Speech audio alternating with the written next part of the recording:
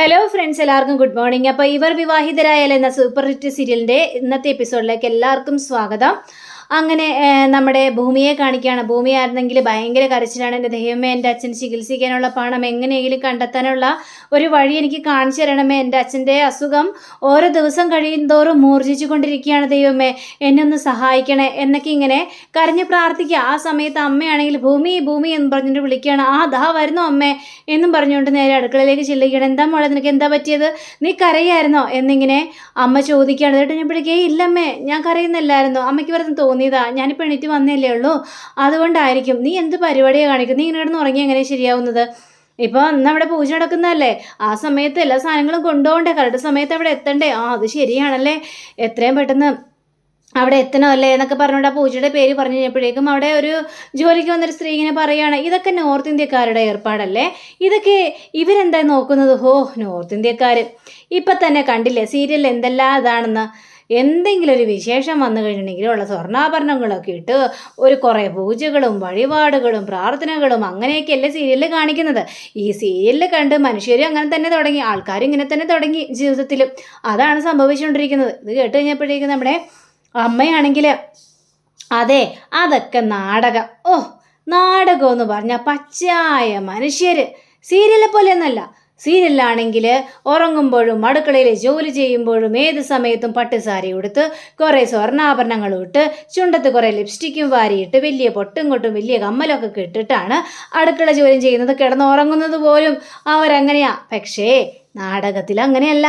നാടകത്തിലെല്ലാം അതിൻ്റേതായ രീതിയിലാണ് എല്ലാം ചെയ്യുന്നത് എന്ന് അമ്മ പറയാം. ഇത് കേട്ട് കഴിഞ്ഞപ്പോഴേക്ക് ഭൂമിക്ക് കൂടുതൽ ആകാംക്ഷ ഏറുകയാണ്. അപ്പോൾ ആ ഭൂമി ചോദിക്കുകയാണ്, അമ്മ ഈ അച്ഛനെ പ്രപ്പോസ് ചെയ്തത് എപ്പോഴാണ് അമ്മേ? ആ കഥ എനിക്ക് പറഞ്ഞു തരാമോ? അച്ഛേ ഒന്ന് പൊടി വിടുന്ന. പിന്നെ അത് പറയാൻ പറ്റിയ സമയമല്ലേ? അതൊന്നും പറയില്ല അമ്മേ, കേൾക്കാനുള്ള ആഗ്രഹം കൊണ്ടല്ലേ അമ്മേ. അതൊന്നും പറ അമ്മേ, അമ്മയുടെ നാവിൽ നിന്ന് തന്നെ എനിക്കത് കേൾക്കണം, അതുകൊണ്ടല്ലേ അമ്മേ എന്നിങ്ങനെ പറഞ്ഞപ്പോഴേക്കും ഈ നാടകം എന്ന് പറഞ്ഞാലേ അച്ചൂട്ടിന് ഭ്രാന്തായിരുന്നു. അച്ചൂട്ടിന് എവിടെ നാടകമുണ്ടോ അവിടെ എല്ലാം കാണാൻ പോവും. അങ്ങനെ ഒരിക്കലാ എൻ്റെ നാടകം കാണാനായിട്ട് അച്ചൂട്ടിനിടയായത്. എൻ്റെ നാടകം അഭിനയേ അച്ചൂട്ടിന് ഭയങ്കര ഇഷ്ടമായിരുന്നു. പിന്നെ ഞാൻ എവിടെ നാടകം അഭിനയിച്ചാലും അവിടെ മുൻപന്തിയിൽ അച്ചൂട്ടിനുണ്ടാവും. എന്നെ തന്നെ ഇങ്ങനെ നോക്കിയിരിക്കും, കണ്ണെടുക്കാതെ നോക്കിയിരിക്കും. ഒരു ദിവസേ അച്ചൂട്ടിനെ ഞാനും അങ്ങനെ നോക്കിയപ്പോഴേ എനിക്കും കണ്ണെടുക്കാനായിട്ട് തോന്നിയില്ല. ഞാൻ അച്ചൂട്ടിനെ തന്നെ ഇങ്ങനെ നോക്കിയിരിക്കുകയായിരുന്നു. അങ്ങനെ എപ്പോഴോ ഒരു ദിവസം പറഞ്ഞു, എനിക്കൊന്ന് കാണണം, സംസാരിക്കാനുണ്ട് എന്നൊക്കെ. അങ്ങനെ സംസാരിച്ചു. അച്ചൂട്ടിനോട് ഞാൻ ഇഷ്ടമാണെന്ന് പറഞ്ഞു. അപ്പോഴേക്കുവേ അച്ചൂട്ടൻ പെട്ടെന്ന് എന്താ ചെയ്തറിയാമോ? ബാത്റൂമിലേക്ക് ഒറ്റ ഓട്ടം. എന്താണെന്നറിയാവോ? അവിടെ തന്നെ മൂത്രമൊഴിച്ചു പോയി. കാരണം പാവം പേടിച്ച് വിറച്ച് പോയി എൻ്റെ പൊന്നും മോളെ. പിന്നെ ഒരു ദിവസം എന്തായാലും ഇഷ്ടമെന്ന് പറഞ്ഞല്ലോ, ആ സ്ഥിതിക്ക് എല്ലാവരുടെ മുന്നിൽ വെച്ച് നാടൻ കളിക്കുമ്പോഴേ ഐ ലവ് യു എന്നും പറഞ്ഞുകൊണ്ട് അച്ഛൻ ഒറ്റ അലർച്ചയാണ്. അപ്പം അങ്ങനെയായിരുന്നു നിങ്ങളുടെ പ്രണയകഥയല്ലേ? പിന്നെ അല്ലാതെ എനിക്ക് ഏതായാലും ഇഷ്ടമായി. നിങ്ങളുടെ പ്രണയകഥയൊക്കെ എനിക്ക് ഭയങ്കരമായിട്ട് ഇഷ്ടമായെന്നും പറയുകയാണ്. അതെ, എത്രയും പെട്ടെന്ന് ഇതെല്ലാം കൊണ്ടേ കൊടുക്കണം. അവിടെ ആഘോഷങ്ങളും കാര്യങ്ങളെല്ലാം നടക്കുകയല്ലേ. ഇത്രയും വലിയ വീടൊക്കെ അല്ലേ എന്നൊക്കെ ഇങ്ങനെ പറയാം. അങ്ങനെ പറഞ്ഞുകൊണ്ടിരിക്കുക. അങ്ങനെ ഇവർ രണ്ടിനും കൂടി പുറത്തേക്ക് ഇറങ്ങുകയാണ്. അപ്പോൾ ഇവർ രണ്ടിനും കൂടി പുറത്തേക്ക് ഇറങ്ങി കഴിഞ്ഞപ്പോഴേക്കും അച്ചു വരികയാണ്. അപ്പോൾ അച്യുതൻ വന്നു കഴിഞ്ഞപ്പോഴേക്കും ഞാനേ മോൾക്കൊരു സർപ്രൈസുമായിട്ട് വന്നിട്ടുണ്ട് എന്ന് പറഞ്ഞപ്പോൾ, സർപ്രൈസോ? എന്ത് സർപ്രൈസ് അച്ചുവേട്ടാ എന്ന് ചോദിക്കുകയാണ്. എന്നാ മോളിത് പിടിച്ചണ്ടേ? എങ്ങോട്ടാ പോയത്? അതൊക്കെ ഞാൻ പറയാം, ആദ്യം മോളിത് പിടിച്ചേ മോളെ എന്ന് പറഞ്ഞുകൊണ്ട് ഭൂമിയുടെ കയ്യിലേക്ക് അത് ഏൽപ്പിക്കുക. അത് ഏൽപ്പിച്ച് കഴിഞ്ഞപ്പോഴേക്കും ഭൂമി തുറന്നു നോക്കി കഴിഞ്ഞപ്പോൾ ഞെട്ടിപ്പോയി. കാരണം ഒരു ആപ്സാരിയുടെ സെറ്റായിരിക്കുന്നത്, ധാവണി സെറ്റ്. ഇത് കണ്ടു കഴിഞ്ഞപ്പോഴേക്കും ഇതെന്താ ചെയ്ത്? എങ്ങനെയുണ്ട് മോളെ? പഴയ നോക്കിയാൽ ബ്ലൗസ് എന്ന് വെച്ചാൽ ബ്ലൗസും ഉണ്ടമ്മേ. അതൊക്കെ ഞാൻ മോളെ ബ്ലൗസ് കൊണ്ടുപോയായിരുന്നു, അതുകൊണ്ട് തയ്പ്പിച്ചുകൊണ്ട് വന്നതാ. എങ്ങനെയുണ്ട് ഇത് കാണാനായിട്ട്? ഇഷ്ടമായി, എനിക്ക് ഒത്തിരി ഒത്തിരി ഇഷ്ടമായി അച്ഛാ, നല്ല രസമുണ്ട് കാണാനായിട്ട് എന്ന് പറയാം. ഇനിയും ഇതേപോലെ ഇത് ഇട്ടിട്ട് വേണം മോള് ആ ഒരു പൂജക്ക് പോകാൻ. അത്രയും വലിയ വീട്ടിലേക്ക് പോവല്ലേ, അപ്പോൾ അതിൻ്റെതായ രീതിയിൽ പോകണ്ടേ? അച്ചുവേട്ടാ എന്താണ്? ആരെയാണ് കൊള്ളയടിച്ചത്? ബാങ്ക് വല്ലതും കൊള്ള അടിച്ചോ ചോദിച്ചപ്പോഴേക്കൊന്ന് പോടി, എൻ്റെ മോളെ എനിക്ക് പോക്കറ്റ് മണി തരുന്ന കാര്യം നീ മറന്നുപോയോ? എൻ്റെ മോൾ എനിക്ക് പോക്കറ്റ് മണി തരുന്നതെല്ലാം ഞാൻ സ്വരുക്കൂട്ടി വെച്ചിട്ടുണ്ടായിരുന്നു. അങ്ങനെ മേടിച്ചതാണ് ഞാൻ ഈ ധാവണി സെറ്റ്, മനസ്സിലായോ എന്ന് പറയാണ്. ഓ, ആളുടെ ഒരു പൂതി. എന്താ അല്ല, അച്ചുവേട്ടനി ആർക്കൊക്കെ മേടിച്ചു കൊടുത്തിട്ടുണ്ട്? അതെ, ഞാനേ ഒത്തിരി പെണ്ണുങ്ങൾക്ക് മേടിച്ചു കൊടുത്തിട്ടുണ്ട്. എന്നിട്ടേ ഞാനേ നിന്നെ ഉപേക്ഷിച്ചിട്ട് ആ പെണ്ണിനെ അങ്ങോട്ട് കെട്ടാൻ പോവാ. എന്നിട്ട് ഞങ്ങൾ രണ്ടുപേരും കൂടി അടിച്ച് പൊളിച്ച് അങ്ങോട്ട് ജീവിക്കും എന്നിങ്ങനെ അച്യുതൻ ഇങ്ങനെ തമാശ പറഞ്ഞു കഴിഞ്ഞപ്പോഴേക്കും എടുത്ത് വായിക്കും നമ്മുടെ അമ്മ പറയാണ്, ആ പിന്നെ മരിച്ച് മണ്ണടിഞ്ഞ് കുഴിയിലേക്ക് എടുത്ത് വെക്കാറായി. അപ്പോഴാ ഇത് കേട്ടെന്ന് ഈ ഭൂമി പേടിച്ചു പോയി. അമ്മേ എന്നും പറഞ്ഞുകൊണ്ട് ഒച്ചത്തിലൊരു വിളി. എന്ത് വർദ്ധാനാണ് അമ്മയെ പറയുന്നത്? അച്ഛൻ മരിക്കുന്ന കാര്യമാണ് അമ്മയെ പറയുന്നത് എന്ന് ചോദിച്ചപ്പോഴേക്കും, മോളെ അത് പിന്നെ ഞാനൊരു തമാശയ്ക്ക് അച്ഛൻ മരിക്കുന്ന കാര്യമാണോ സംസാരിക്കുന്നത്? ഇത് കേട്ട് കഴിഞ്ഞപ്പോഴേക്കും അമ്മയ്ക്ക് ഭയങ്കര സങ്കടമായി. അമ്മ ഇങ്ങോട്ട് സങ്കടപ്പെട്ട് അങ്ങോട്ട് മാറി നിൽക്കുകയാണ്. അപ്പോഴേക്കും അച്ഛൻ പറയാണ്, മോളെ കണ്ടോ, അമ്മ അതൊരു തമാശ പറഞ്ഞല്ലേ, അമ്മയ്ക്കത് സങ്കടമായില്ലേ? ഇത് ഇടയ്ക്കിടയ്ക്ക് അവൾ അങ്ങനെ തമാശയൊക്കെ പറയാറുള്ളല്ലേ, മോളെന്തിനാ അത് സീരിയസ് ആയിട്ട് എടുത്തത്? കണ്ടോ, അമ്മയ്ക്ക് ഭയങ്കര സങ്കടമായി, അമ്മ മാറി നിൽക്കുന്നത് കണ്ടില്ലേ? അപ്പം ഇത് കണ്ടു കഴിഞ്ഞപ്പോഴേക്കും ഭൂമിയാണെങ്കിൽ അമ്മയുടെ അടുത്തേക്ക് ചെല്ലിക്കണം. അമ്മേ സോറി അമ്മേ, ഈ അമ്മയുടെ മോളോടൊന്ന് ക്ഷമിച്ചേരുന്നേ. അയ്യോ, ഇങ്ങനെ ഈ കലാപ്രതിഭ ഇങ്ങനെ സങ്കടപ്പെട്ടിരുന്നു കഴിഞ്ഞാൽ എങ്ങനെയാണ് ശരിയാവുന്നത്? ഒന്ന് ചിരിച്ചേന്നേ, എന്നോട് പിണക്കം മറന്നെന്ന് പറ. ശരി. അത് കേട്ട് കഴിഞ്ഞപ്പോഴേക്കും ഭൂമിക്ക് സന്തോഷമായി. ഭൂമി നേരെ അകത്തേക്ക് കയറിപ്പോയെങ്കിലും നെഞ്ചു പിടയുന്ന വേദനയായിട്ടാണ് അകത്തേക്ക് കയറിപ്പോയത്. കാരണം ഭയങ്കര ഒരു സങ്കടം തോന്നി. അങ്ങനെ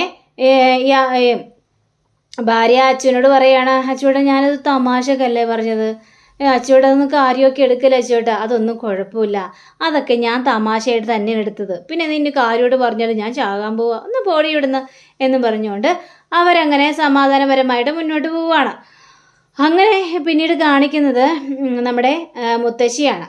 അപ്പോൾ മുത്തശ്ശിയാണെങ്കിൽ അജയുടെ അടുത്തേക്ക് വന്നിരിക്കുകയാണ്. അപ്പം അജയുടെ അടുത്ത് വന്ന് അജയുടെ കാര്യങ്ങളെല്ലാം സംസാരിക്കാം.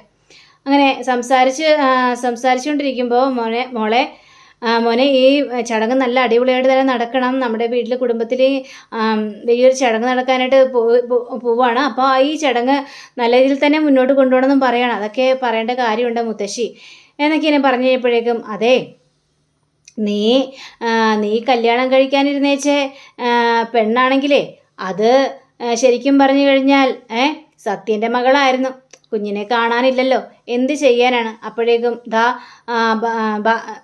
ഇതും വരികയാണ്, നമ്മുടെ അമ്മായിയും വരികയാണ്. അമ്മായിയും വന്നു കഴിഞ്ഞാൽ ഭാർഗവിയും വന്നു കഴിഞ്ഞപ്പോഴേക്കും ഭാർഗവിയോട് പറയുകയാണ്, അതെ നീ എന്ത് ഭാവിച്ചാണ്?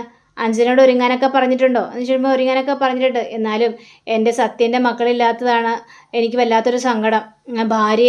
അവൻ്റെ ഭാര്യയും കാണാനില്ല, പക്ഷേ എങ്ങനെയെങ്കിലും അവരെ കണ്ടുപിടിച്ച് കൊടുക്കണം മോനെ അജയ് എന്ന് പറയുകയാണ്. അവർ ജീവിച്ചിരിക്കുന്നുണ്ടോ മരിച്ചോ എന്ന് പോലും അറിയാൻ പാടില്ല, പക്ഷേ അവരെക്കുറിച്ച് എന്തെങ്കിലും ഒരു അറിവ് കിട്ടിക്കഴിഞ്ഞാൽ അത്രയും പരം സന്തോഷം വേറൊന്നും കിട്ടാനില്ലല്ലോ. അതുകൊണ്ടാണ് മോനെ ഞാനീ പറഞ്ഞത്. ഇത് കേട്ട് കഴിഞ്ഞപ്പോഴേക്കും ഭവാനിക്ക് ഭയങ്കരേറെ പേടി തോന്നുക. ഭവാനി ഇങ്ങനെ പേടിച്ച് പറിച്ചു ഇല്ലാത്തൊരവസ്ഥയൊക്കെ, ഭവാനിയാണല്ലോ ഇതിനെല്ലാത്തിനും കാരണക്കാരി. അപ്പോൾ അജയ് പറയുകയാണ്, നിന്ന് അന്വേഷിക്കട്ടെ, ഏതായാലും അവരെക്കുറിച്ചുള്ള അന്വേഷണങ്ങൾ ഞാൻ തുടരാൻ പോവുകയാണ്. എന്തായാലും എന്തെങ്കിലും ഒരു തെളിവ് കിട്ടാതിരിക്കില്ല, ഇത്രയും വർഷമായെങ്കിലും എന്തെങ്കിലും ഒരു തെളിവ് കിട്ടാതിരിക്കില്ല മുത്തശ്ശി എന്ന് പറയുകയാണ്. അപ്പോൾ ഭവാനി ഇങ്ങനെ നിൽക്കുന്നുണ്ടെപ്പോഴേക്കും, എന്താ ഭവാനി എന്തോ ആലോചിച്ചു നിൽക്കുവാണല്ലോ, എന്തോ ടെൻഷൻ ഉണ്ടല്ലോ? ഒന്നുമില്ല അമ്മേ, എന്ത് ടെൻഷൻ? ഒരു ടെൻഷനും ഇല്ല, ഞാനിങ്ങനെ ഓരോ ചടങ്ങുകളെക്കുറിച്ച് ആലോചിക്കുകയായിരുന്നു. ഏതായാലും നീ മോളോട് ചെന്ന് പറ പെട്ടെന്ന് തന്നെ ഒരുങ്ങി വരാനായിട്ട്, ശരിയെന്നും പറയാം. അങ്ങനെ നമ്മുടെ അച്യുതനെ കാണിക്കുകയാണ്. അപ്പം അച്യുതനാണെങ്കിൽ ഒരു വാർത്ത കാണുകയാണ്. അതിലെഴുതി അജയുടെ ഫോട്ടോ വെച്ചാണ് ഇങ്ങനെ വന്നിരിക്കുന്നത്. അപ്പോൾ ഇതിൻ്റെ മകൻ മരിച്ചു പോകാനുള്ള കാരണം ആത്മഹത്യയാണോ കൊലപാതകമാണോ എന്നുള്ള രീതിയിലാണ് എനിക്ക്. അപ്പോൾ ഇതൊരു കൊലപാതകമാണെന്ന് തന്നെ ഇവർ പറയുകയാണ്. പറഞ്ഞു കഴിഞ്ഞപ്പോഴേക്കും മോളെ ഈ ഒരു ന്യൂസ് കണ്ടോ മോളെ എന്നൊക്കെ ചോദിച്ചു കഴിഞ്ഞപ്പോഴേക്കും ന്യൂസൊക്കെ വിട്ടേക്കച്ചാ, അതിനെക്കുറിച്ചൊന്നും ചിന്തിക്കണ്ട, അത് പിന്നെ എല്ലാവരുടെയും തലച്ചോറാണെന്ന് പറയുകയാണ്. തലച്ചോറ് എനിക്കൊന്നും മനസ്സിലായില്ല. അതൊക്കെ അച്ഛന് വഴിയേ മനസ്സിലാവും. അങ്ങനെ നമ്മുടെ അമ്മ വന്ന് ഭൂമിയോട് പറയണം, മോളെ എനിക്കൊരു കാര്യം പറയാനുണ്ടായിരുന്നു മോളെ, ഇന്ന് അച്ഛൻ എണീറ്റ് പോയപ്പോഴേ അച്ഛൻ കിടന്ന സ്ഥലത്ത് കുറച്ച് ചോരയുണ്ടായിരുന്നല്ലോ. ഇത് കേട്ട ഭൂമി ഞെട്ടിപ്പോവാണ്. എന്താ മോളെ അത്? അച്ഛന് വല്ല വയ്യായികയുണ്ടോ? ഞാൻ ചോദിച്ചാൽ അച്ഛനൊന്നും പറയേയില്ല, മോളൊന്നും ചോദിച്ച് മനസ്സിലാക്കണേ. അച്ഛനെന്തെങ്കിലും വയ്യായി ഉണ്ടെങ്കിൽ പെട്ടെന്ന് തന്നെ ഹോസ്പിറ്റലിൽ കൊണ്ടുപോകണം. അത് പിന്നെ അച്ഛൻ പറഞ്ഞായിരുന്നു അമ്മ മൂക്കിലൊരു കുരു വന്നിട്ടുണ്ടെന്ന്, ചിലപ്പോൾ ആ കുരു പൊട്ടിയതായിരിക്കും, അങ്ങനെയാണെങ്കിൽ പെട്ടെന്ന് ഹോസ്പിറ്റലിൽ കൊണ്ടുപോകണ്ടേ? കൊണ്ടുപോകാം അമ്മേ എത്രയും പെട്ടെന്ന് ഹോസ്പിറ്റലിൽ കൊണ്ടുപോകാമെന്നും പറയുകയാണ്. അതിന് ഭൂമിക്കാണെങ്കിൽ ടെൻഷനായിട്ട് ഒരു രക്ഷയില്ല. എങ്ങനെ അച്ഛൻ ചികിത്സിക്കാനുള്ള പൈസ ഉണ്ടാക്കുമെന്ന് പോലും ഭൂമിക്ക് അറിയാനും പാടില്ല. അങ്ങനെ പിന്നീട് കാണിക്കുന്നത് അഞ്ജനയാണ്. അപ്പോൾ അഞ്ജനയാണെങ്കിൽ ലിപ്സ്റ്റിക്ക് ഒക്കെ ഇട്ട് ഒരുങ്ങി ഇങ്ങനെ മോഡേൺ ഡ്രസ്സൊക്കെ ഇട്ടിരിക്കുകയാണ്. അപ്പോൾ ഭവാനി വന്നിട്ട്, നീ എന്ത് പരിപാടി കാണിക്കുന്നത്? നീ ഒരുങ്ങുന്നില്ലേ? മുത്തശ്ശി നിന്നോട് അന്വേഷിക്കുന്നുണ്ട്. നീ എത്രയും പെട്ടെന്ന് ഒരുങ്ങിക്കണ്ടേ? നീ ഇങ്ങനെ വഷളത്തരം കാണിക്കാനായിട്ട് നിൽക്കരുത്. അമ്മേ, എനിക്ക് എൻ്റേതായ സ്വാതന്ത്ര്യമുണ്ട്. ആ സ്വാതന്ത്ര്യത്തിനനുസരിച്ച് എനിക്ക് നടക്കാനായിട്ട് പറ്റുള്ളൂ. മുത്തശ്ശിക്ക് ഓൾഡ്, അവരെന്ത് വേണമെങ്കിലും പറഞ്ഞോട്ടെ, ചെയ്തോട്ടെ. അതൊന്നും എന്നെ ബാധിക്കുന്ന പ്രശ്നമല്ല. ഞാൻ പറഞ്ഞല്ലോ എനിക്ക് എൻ്റേതായ ഒരു ലക്ഷ്യങ്ങളുണ്ടെന്നൊക്കെ.